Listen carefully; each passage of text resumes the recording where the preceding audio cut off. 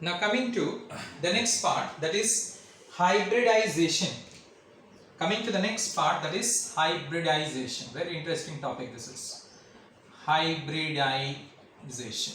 I'll tell you the definition after some time, but first we will understand why do we require this and what is this actually.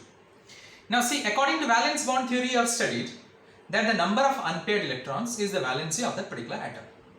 The number of unpaired electrons is the valency of that particular atom. We have studied in valence bond theory, and that unpaired electrons combines with the unpaired electrons of other atoms to give rise to a molecule that is a stable compound. We are getting it. That we have studied in valence bond theory, isn't it? One unpaired electron, let us say A has got one unpaired electrons, B have got one unpaired electrons. A combines with B to form a compound that is AB. We can say that a stable molecule. This we have studied. So based upon that, now beryllium, atomic number 4, 1s2, 2s2, electronic configuration. If you see, it has got no unpaired electron present in it. No unpaired electron. Is it there? No. There is no unpaired electron present in it. Fine. That means it will never undergo bond formation with any of the element because there is no unpaired electrons according to valence bond theory. Isn't it? Then how this compound is formed? BeCl2, got it? BH2, BF2. How this compound is formed? How it is being formed? This particular compound. BeO, beryllium oxide, we can say that. Clear? How this compound is being formed? It's a question mark. Okay. Now, that means something is there. That only it results in the formation of compound. Otherwise, there is no unpaired electron. And the presence of one or more unpaired electrons is the cause of the bond formation, which I have studied in valence bond theory. Done. This is one, we got it. In this many we can have. Got it? Many we can have. That is the valence bond theory. That is your Lewis dot diagram, I said it. Then VSEPR theory, which could not explain. Got it? Now see. This one, we'll answer it. We'll answer it. I gave you the question, now we'll answer. I'll give you the answer. Let me take one more example. Let me take. Now, carbon, electronic configuration is 1s2, 2s2, 2px1, 2py1, isn't it? 2 plus 2, 4 plus 2, 6. That means it has got, that is 2px1, 2py1, 2pz1. This is your 2pz1, which is vacant. No electron is there. Isn't it? No electron is there. So, carbon, we can see it is having how many? 2pz0. Now, presently it is 0. You can see it here very clearly. So, carbon presently have got how many unpaired electrons? 2 unpaired electrons. That means carbon is bivalent. Its valence is 2, bivalent. Okay. So, when its valence is 2, then carbon should form the compound with oxygen because valence is 2, C2 plus and C2 minus. Carbon monoxide, is it stable? No. It should form CH2. Is it stable? No. It should form CCl2. Is it stable? No. So in this way, what you find is that when carbon is bivalent, according to the number of unpaired electrons, when carbon is bivalent, when it forms compounds with oxygen, hydrogen, chlorine, then it is not stable. And also we know that carbon is not bivalent. Carbon is tetravalent. We know that. Its valence is 4. Isn't it? You know that. Already we have studied in organic chemistry, in bonding, and we also know from the lower classes that carbon is tetravalent. Its valence is for 4. It is not 2. But it shows here 2 unpaired electrons. Then how it is 4? Alright. Another question to you. How it is 4? So that means these compounds, I am coming to the answer now.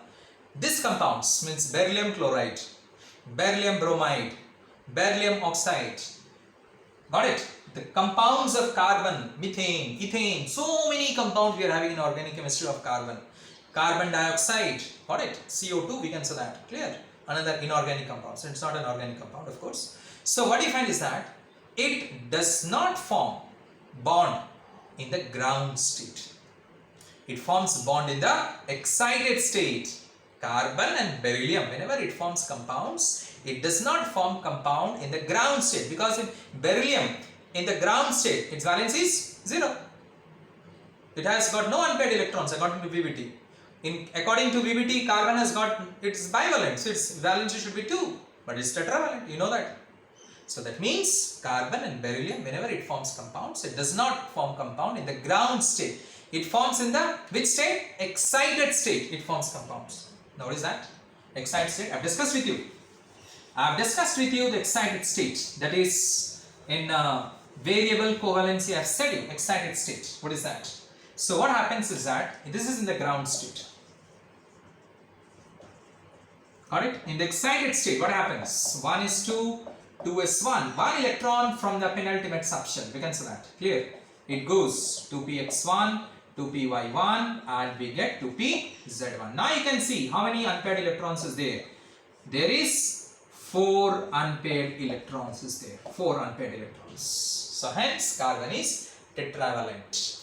That is, in the excited state, 1 electrons from the 2s subshell goes to the 2pz orbital. Got it? 2pz orbital. 1 electron. It jumps from the 2s subshell to the 2pz on gaining energy. Excited means definitely will gain energy. And hence it forms compounds. So carbon never forms compound in the ground state. And if at all it forms, that is not stable, we can say that. It's not a stable compound. It is an unstable compound. I have given you some examples also. Alright, there might be some exception, but in this way it is not stable. So in this way, it forms, that is carbon, whenever it forms a compound, it forms in the excited state. Alright, same thing as beryllium also. Beryllium, that is Be, what you can say, 4. So it is 1s2, 2s2. So it is not in that way. It is nothing but 1s2, 2s1 and 2px1. Now you see how many unpaired electrons we have got. 2 unpaired electrons. You can see that 2py1, 2pz1 is vacant. So 2 unpaired electrons, 2s1 and 2px1. You can see it. Clear? So presence of 2 unpaired electrons. For that purpose, BeCl2, BeO, BH2, BeBr2 is being formed. So how did we come to know about it? Alright, how did we come to know about it? Valence bond theory does not say. Then it is not explained in what you can say your what is that? Lewis dot diagram. It is not explained in VSEPR theory. Alright. Neither we come to know from molecular orbital theory about it. So we come to know from another concept. Let me tell you. What is that? Hybridization. One more question is left. Alright. One more question is here. So it is we come to know from hybridization. Then what is hybridization? Before going to that, one more question will answer. I'll answer you here. Alright. Which should be your question. Alright. Which should be your question, of course. So this way, here the question is, in carbon, when carbon, what you can say, its valency is 4. So we have got, that is, let us say carbon combines with hydrogen. Okay, let us take the example.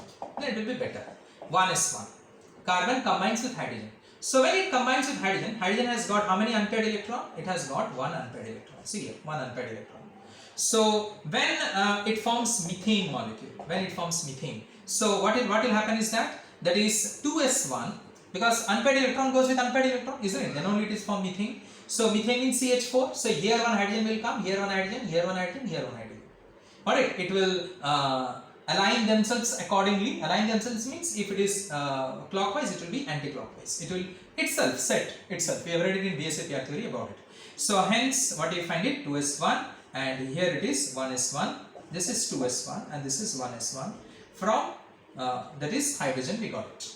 Clear? And here it is what you find, that is your 2px1, 2py1, 2pz1, 2px1, 2py1 and 2pz1. Alright, so it is 2px1 and one hydrogen, one electron from one hydrogen. So another electron from another hydrogen, another electron from another hydrogen. So electron from hydrogen is 1s1, 1s1. All is 1s1. You know that. Hydrogen is 1s1, 1s1, 1s1, 1s1. And this is about carbon, which is 2s1, 2px1, 2py1, 2pz1. 4 unpaired electrons of carbon combines with 4 hydrogen atoms to form a methane molecule. Clear? This is fine. Now the question here is, what you find is that here 3 bonds of carbon in methane molecule, the 3 bonds are same and the 4th one is different. The 3 bonds of carbon hydrogen are same, similar, and the 4th one is different. How? See, this is SS overlapping. Carbon hydrogen, SS overlapping. These three are sp overlapping. Sp, we can say that. Got it? See here, ss overlapping, and these three are sp overlapping. Is it same? ss overlapping and sp overlapping. Is it same? No. Ss is what? Spherical. Isn't it? This is ss. And what is sp? This is your sp overlapping. Are they same? Both are. Will they have the same bond length? Will they have the same bond angle? Will they have the same bond energy? No. So, if it is no, this is SS, na? SS overlapping, and this is SP overlapping, isn't it? Fine. If it is no, then in case of methane, methane is tetrahedral, you know that. Methane is tetrahedral, you know that. Methane molecule is tetrahedral. All are sigma bond. The bond length between carbon and hydrogen is 1.08 angstrom. All the bonds. 1.08 angstrom. All are sigma bond. The bond length between carbon and hydrogen is 1.08 angstrom. The bond angle is, we know that, tetrahedral means 109.5 degree. AB4 molecule, we have studied VSEPR theory. The bond angle will be 109.5 degree. Got it? Bond length is 1.08 angstrom. You have to keep it in your mind. Got it? Something. And here it is sigma bond. All are single bond is sigma bond. You can see here all the bonds are same. Bond angle is same. Bond energy also will be same. Then, but theoretically it shows that three bonds are same and the fourth one is different. Theoretically it shows. You can see it here. I have drawn the diagram. Show you. The three bonds are sp and the fourth one is ss. But practically we know this. That means there is a clash between theoretical and the practical concept. There is a difference between theoretical and practical concept. Alright. That means theoretically something else and practically something else. No, it's not. Alright, then how it is then? That only we are going to explain it by hybridization. Rather, I should say this is a need of hybridization. The question may come in your exams. What is the need of hybridization? You have to explain this by taking the example of methane molecule, and you will say this is a need of hybridization because there is a difference between theoretical and practical concept. Practically we know that all the carbon hydrogen bond length is same, bond angle is same, bond length is same, bond energy is identical. But theoretically we are having three bonds which is sp and the fourth one is ss, and ss and sp overlapping is not the same. Bond length is not same, bond energy is not same, bond angle is not same. But practically all are same, identical, and it has to be also identical. Otherwise, in methane molecule, can you expect in one, what you can say, molecule, three bonds will be same and the fourth one will be different? Which is the fourth one then? Which is the fourth one? Can you imagine that in a particular molecule, the three will be same, all are carbon, hydrogen, and the fourth one will be different? Is it possible? Practically, it is viable. No, it is not possible at all. Practically, what is possible? That all the four has to be same because all are carbon, hydrogen bond. All has to be identical. Bond energy, bond length, bond angle, everything has to be identical. It cannot be different, not possible at all. But theoretically it's fine. That is what I said. This is a need of hybridization. Now hybridization is going to explain that how, alright, theoretically and practically both are same. Now hybridization is going to explain. There is no difference between theoretical and practical, what you can say, concept. There is no difference between, let me tell you, there is no difference. Hybridization is going to explain. There is no difference between theoretical and practical concept. It is same. Means, according to hybridization, now listen, what is the definition of hybridization? According to hybridization, hybridization is the concept of intermixing of the orbitals of an atom having nearly the same energy to give exactly, what you can say, equivalent orbitals. To give exactly equivalent orbitals having same energy, identical shape and symmetrical orientation in space. That means, in simple words I should say, hybridization explains that before the combination of atomic orbitals, here we are directly combining it, atomic orbitals. This combines with hydrogen, this combines hydrogen. We are directly combining it because according to valence bond theory we are thinking and we are combining it. Got it? So we are directly combining, but direct combination does not take place. Listen carefully. Directly, that atoms do not combine with one another. What they do? Before combination, they redistribute their energy in such a manner that each orbital gets equivalent amount of energy. Hence, due to this reason, the bond length, the bond angle, the bond energy, everything is identical. Again, let me tell you the definition. Hybridization is a concept of intermixing of orbitals of an atom having nearly the same energy. Same energy it should be. Nearly the same energy. Nearly, I don't say exactly same. Nearly the same energy. In molecular orbital theory, I said considerable energy. Alright. So here it is having nearly the same energy. Alright, to give exactly equivalent number of orbitals. Equivalent, same number. If 4, 4. It is not 4, it will become 5 or it will become 3. No. It is 4 atomic orbitals, so 4 hybrid orbitals you will be getting it. To give exactly equivalent orbitals with same energy, identical shapes and symmetrical orientation in space. So again I repeat, before the combination of atomic orbital, hybridization says this, that what we are doing it here, we are directly combining it. No, it does not combine in this way.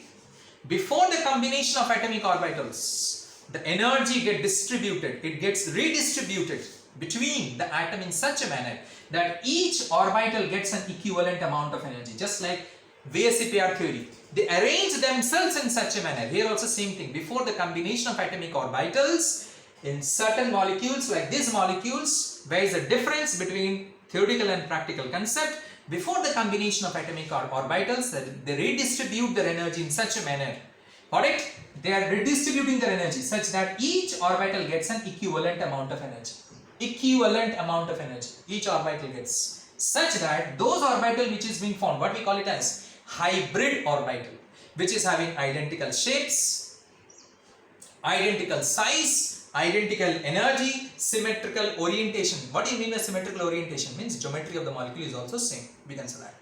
Theoretically what it shows? Tetrahedral. Hybridization also shows tetrahedral. Alright, so that is the need of hybridization, and this way hybridization explains that. Hybridization explains us that they do not combine atomic orbitals directly. Before combining, again and again I am saying it, before combining, they redistribute their energy. They do it by itself. Nobody is doing that. I am not going or you are not doing. I am doing that. They redistribute their energy in such a manner that each orbital have got identical, what you can say, length, energy, angle, whatever you call it as. Alright. Now you will see diagrammatically how it happens. Alright, now that is the need of hybridization. Alright, so hybridization removes the difference between the theoretical and practical concept. We can say that it removes. So that the hybridization is required. It's not required in all the molecules. In those molecules where there is a difference. Alright, in other molecules it explains as it is. But in certain molecules, for that reason I started with an example. Okay, thank you.